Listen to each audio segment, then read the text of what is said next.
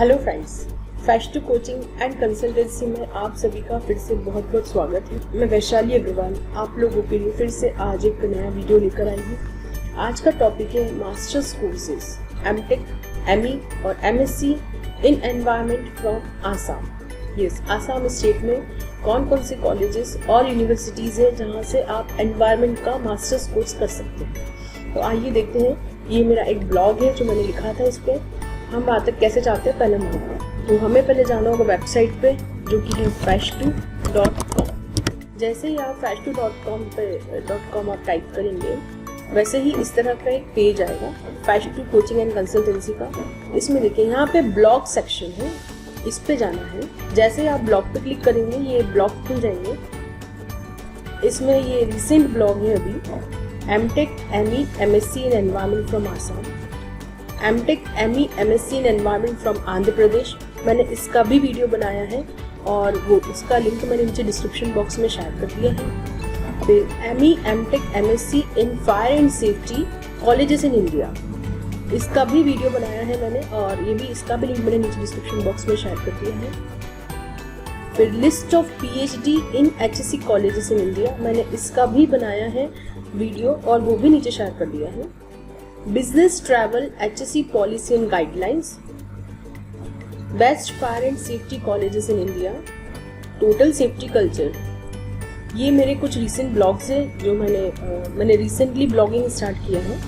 तो ये मेरे कुछ ब्लॉग्स हैं जो आप देख सकते हैं। आज हम डिस्कस करने वाले हैं MTech, ME, MSc in environment from Assam पे। ये अभी रिसेंट ब्लॉग है इसलिए ऊपर ही दिख रहा है, हो सकता है कुछ और ब्लॉग्स आ जाए तो आपको ये थोड़ा नीचे की लाइन में दिखे, लिस्ट में दिखे। तो हम इस पर क्लिक करते हैं। तो जैसे ही मैं क्लिक करूँगी ये ब्लॉग ओपन हो जाएगा। Masters of technology, masters of engineering, masters of science in environment from Assam.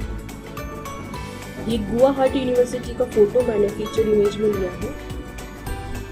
अब मास्टर्स ऑफ कोर्सेज क्यों करना चाहते हैं? देखिए आजकल क्या है, सेफ्टी प्रोफेशनल्स जो है वो अपने आप को अपग्रेड करना चाहते हैं।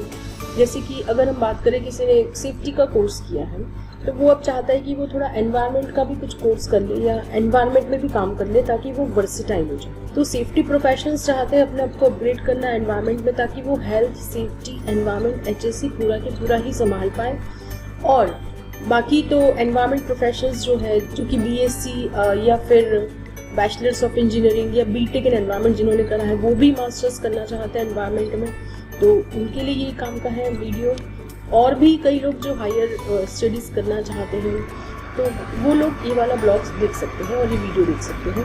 तो इसमें जो है इस वीडियो में, इस ब्लॉग में हमने यूनिवर्सिटीज़ और कॉलेजेस जो कि आसाम स्टेट में हैं वो हमने कंसिडर किया। तो मैं आपको इस पर सुप्रीम कोर्ट का ऑर्डर बताना चाहती हूँ। मेरे पास कई क्वेरीज आती हैं व्हाट्सएप पे, लिंक्डइन पे, by phone, call, everything. I get several queries और एक मोस्ट कॉमन क्वेश्चन इसमें रहता है कि आप हमें बताइए हम मास्टर कोर्स जो है डिस्टेंस एजुकेशन में कहाँ से। तो several people talk to me like that. तो मैंने काफ़ी सर्च किया फिर इसके लिए इंटरनेट पे, लेकिन मुझे कहीं एमटेक प्रोग्राम, मुझे मास्टर्स ऑफ इंजीनियरिंग या मास्टर्स ऑफ टेक्नोलॉजी डिस्टेंस में नहीं मिला। तो फिर मुझे एक सुप्रीम कोर्ट का ऑर्डर मिला। सुप्रीम कोर्ट ने एक ऑर्डर पास कर रखा है कि एमटेक प्रोग्राम डिस्टेंस मोड में वैलिड नहीं माना जाएगा और कोई भी यूनिवर्सिटी या इंस्टीट्यूट उसको अपने करिकुलम में इंक्लूड नहीं करेगा। अब ऐसा क्यों? क्योंकि उनका कहना था कि एमटेक प्रोग्राम में जिस तरह की पढ़ाई चाहिए, जो सब्जेक्ट्स इंक्लूड होते हैं वो प्रैक्टिकल स्टडी मांगते हैं।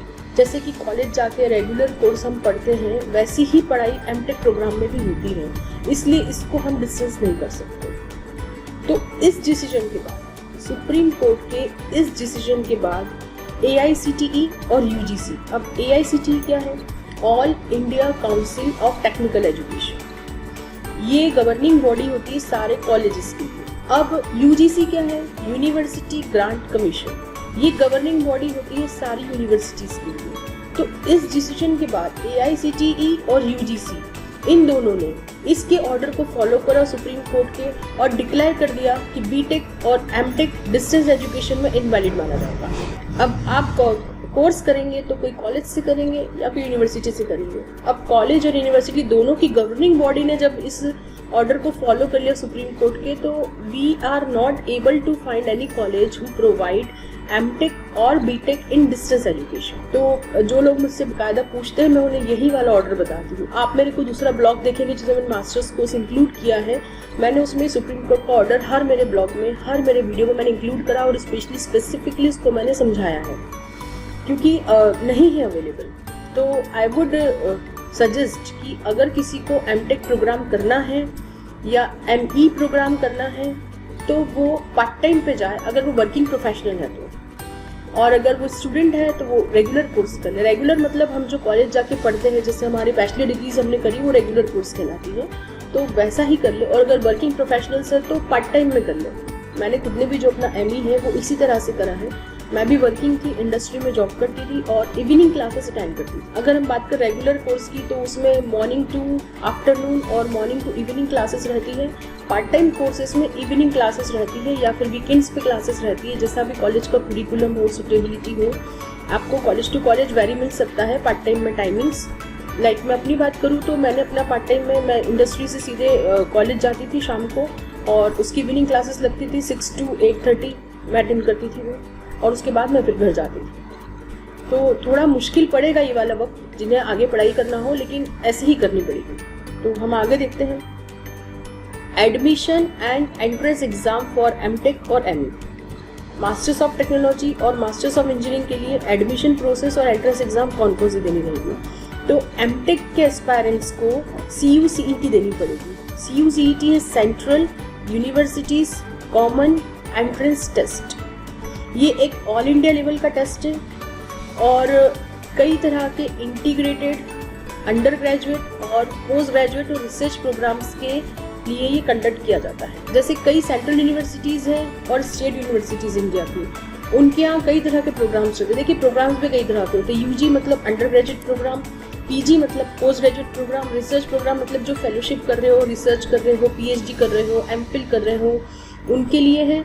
इंटीग्रेटेड प्रोग्राम्स मतलब कहीं पे आपको BE प्लस ME जॉइंट मिल जाएगा, इंटीग्रेटेड मिल जाएगा, तो उसमें 1 साल बच जाता है।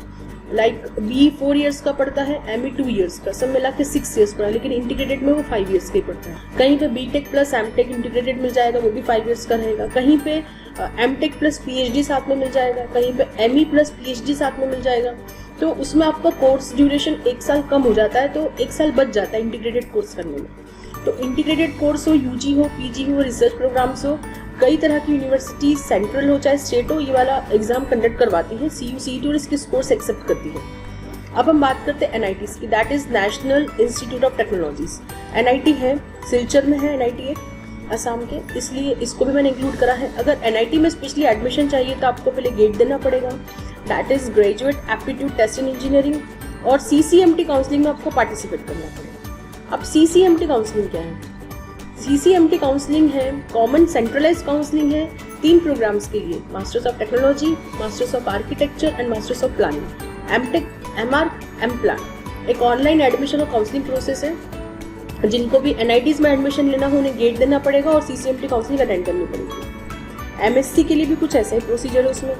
और उसके अलावा स्पेशली एक आसाम का एग्जाम होता है, that is Assam engineering college post graduate entrance examination, जिसे AEC-PG बोलते हैं। अगर ये भी दे सकते हैं आप आसाम के लिए स्पेशली, तो CUCET, गेट एंड AEC-PG, ये 3 एग्जाम से अगर आपको MTech और ME आसाम से करना हो, राइट। हम आगे देखते हैं एलिजिबिलिटी क्राइटेरिया। MTech के कैंडिडेट्स को बैचलर डिग्री, BE या BTech, इन दोनों में से कुछ एक एटलीस्ट करा हुआ होना चाहिए उसी डिसिप्लिन में, रिलेवेंट डिसिप्लिन। मतलब अगर एनवायरनमेंट का कोर्स कर रहे हैं तो एनवायरनमेंट या उससे रिलेटेड फील्ड का ही आपका बैचलर डिग्री होना चाहिए रिकॉग्नाइज्ड यूनिवर्सिटी से, और 60% मार्क्स होना चाहिए। मार्क्स की बात करें तो, और CGPA की बात करें या CPI की बात करें तो वो 6.5 होना चाहिए। लाइक कई कॉलेजेस या यूनिवर्सिटीज मार्क्स में काम करती है और कई CGPA या CPI में काम करती है। 55% मार्क्स होना चाहिए या 6 CGPA और CPI होना चाहिए SC, ST, PWD कैटेगरी के लोगों के लिए। और MTech कैंडिडेट के लिए वैलिड CUCET या गेट का स्कोर कंसिडर किया जाएगा एडमिशन के लिए। जैसा कि मैंने बताया था, या तो CUCET या गेट या फिर AEC PG। फिर अब admission and entrance test for MSc की बात करते हैं। MSc कैंडिडेट्स का बैचलर डिग्री होना चाहिए रिलेवेंट डिसिप्लिन में कंप्लीटेड रिकॉग्नाइज्ड यूनिवर्सिटी। मतलब MSc आपको करना है तो आपका BSc कंप्लीट होना चाहिए, बैचलर डिग्री रिलेवेंट वाली वही कहलाएगी। BCom करके आप MSc एनवायरमेंट में नहीं कर पाएंगे। Post graduate admission in this institution is done through departmental entrance examinations notified openly beforehand by the respective departments. अब हम बात करें तो कई डिपार्टमेंट्स जो है अपने अपने लेवल पे इसका एंट्रेंस एग्जाम लेते हैं, तो वो अपने बाकायदा नोटिस लगा देते हैं पहले से ही, तो आपको वो नोटिस देखना पड़ेंगे। स्पेशली इसके लिए आपको डिपार्टमेंटल लेवल पे एग्जाम्स होती है इसके अलग अलग कॉलेजेस में या अलग अलग यूनिवर्सिटीज़ में।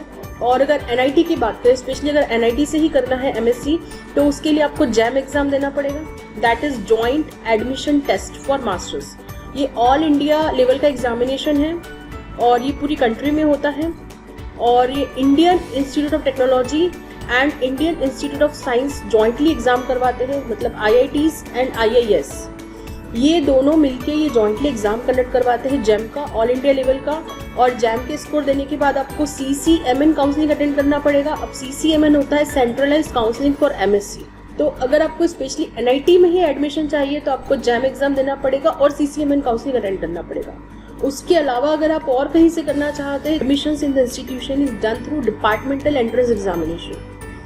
उसके अलावा अगर आपको MSc कहीं और से करना हो तो आपको एंट्रेंस एग्जाम डिपार्टमेंटल लेवल की जो होती है, हर कॉलेजेस हर डिपार्टमेंट अपनी अपनी एंट्रेंस एग्जाम कंडक्ट करवाता है, या हो सकता है वो लोग अपने बैचलर डिग्री के स्कोर पे भी एडमिशन दे दें विदाउट एंट्रेंस एग्जामिनेशन, वो भी हो सकता है। तो college to college this can very.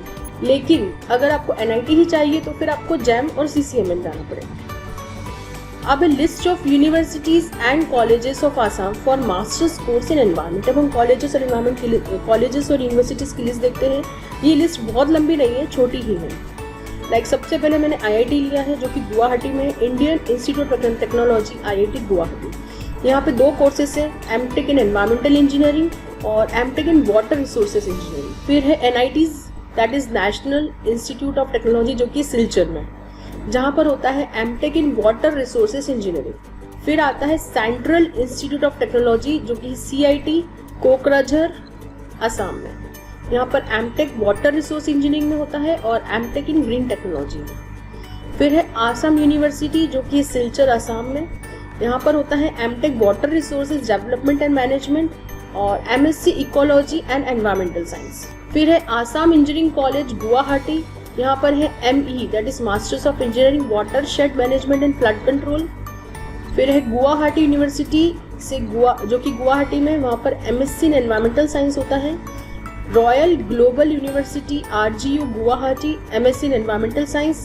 Tezpur university Tezpur MSc in environmental science. तो ये लिस्ट ज़्यादा लंबी नहीं है, तो ये कोर्सेज की लिस्ट हो गई जहाँ से कोर्सेज होते हैं, एंट्रेंस एग्जामिनेशंस वगैरह।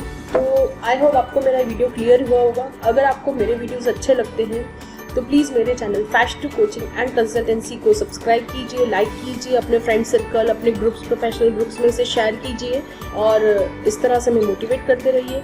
और अगर आप कोई और टॉपिक पे स्पेसिफिकली लेक्चर चाहते हैं HSC से रिलेटेड तो प्लीज़ मुझे बताइए, मैं कोशिश करूँगी इस पर वीडियो बनाने की। जल्दी ही मिलते हैं नेक्स्ट वीडियो के साथ, तब तक के लिए धन्यवाद, थैंक यू।